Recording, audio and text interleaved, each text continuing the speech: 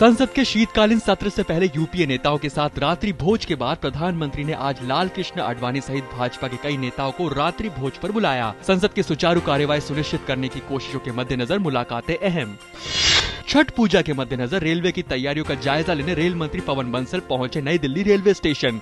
उन्होंने यात्रियों की सुविधाओं के लिए विशेष इंतजाम करने के लिए अधिकारियों को दिशा निर्देश दिए। साथ ही भीड़ को नियंत्रित करने के लिए रेलवे सुरक्षा अधिकारियों को पुख्ता बंदोबस्त करने को कहा। निचले असम के बोडोलैंड इलाके में जियागुड़ी क्षेत्र में सशस्त्र हमलावरों ने 4 लोगों की हत्या कर दी। हालांकि पुलिस ने हत्याओं के सिलसिले में बोडोलैंड क्षेत्रीय स्वायत्त जिले के एक सदस्य को गिरफ्तार कर लिया। मुख्यमंत्री तरुण गोगोई ने कहा है कि सेना और पुलिस स्थिति को नियंत्रण में लाने के लिए दिन रात कर रही है काम। कहा पिछले कुछ दिनों के दौरान कोई अप्रिय घटना नहीं। उन्होंने ये भी कहा कि किसी नेता या पार्टी की संलिप्तता पाए जाने पर की जाएगी कड़ी कार्रवाई।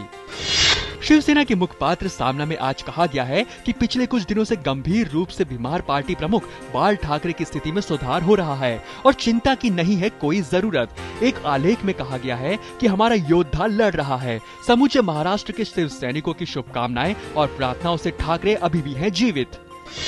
पूर्व सेना प्रमुख वीके सिंह ने हाल ही में किसानों पर हुई पुलिस फायरिंग की निंदा।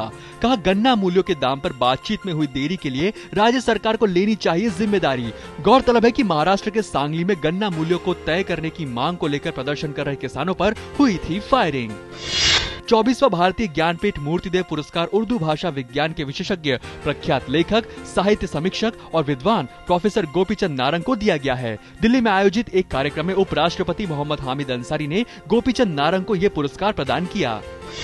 फिलिस्तीनी आतंकी गुट द्वारा यरूशलेम और तेल अवीव पर रॉकेट हमलों के बाद इजराइल ने भूमिगत कार्रवाई के साथ हवाई हमलों के दिए संकेत। मिस्र द्वारा युद्ध विराम और बातचीत की कोशिश जारी। संयुक्त राष्ट्र प्रमुख बान की मून ने इजराइल पर हमले रोकने की अपील। अमेरिकी राष्ट्रपति बराक ओबामा ने गाजा क्षेत्र में तनाव को समाप्त करने के लिए इजराइल के प्रधानमंत्री बेंजामिन नेतन्याहू और मिस्र के राष्ट्रपति मोहम्मद मौसी ईसा अल आयात से की बातचीत। इजराइल और हमास के बीच तनाव बढ़ने के बाद ओबामा ने इस सप्ताह दोनों नेताओं से दूसरी बार टेलीफोन पर की बातें। अहमदाबाद टेस्ट में भारत की स्थिति मजबूत। खेल के तीसरे दिन इंग्लैंड ने जल्द खोए wicket. Kevin Pietersen, Ian Bell और एलिस्टर कुक सस्ते में लौटे पेविलियन।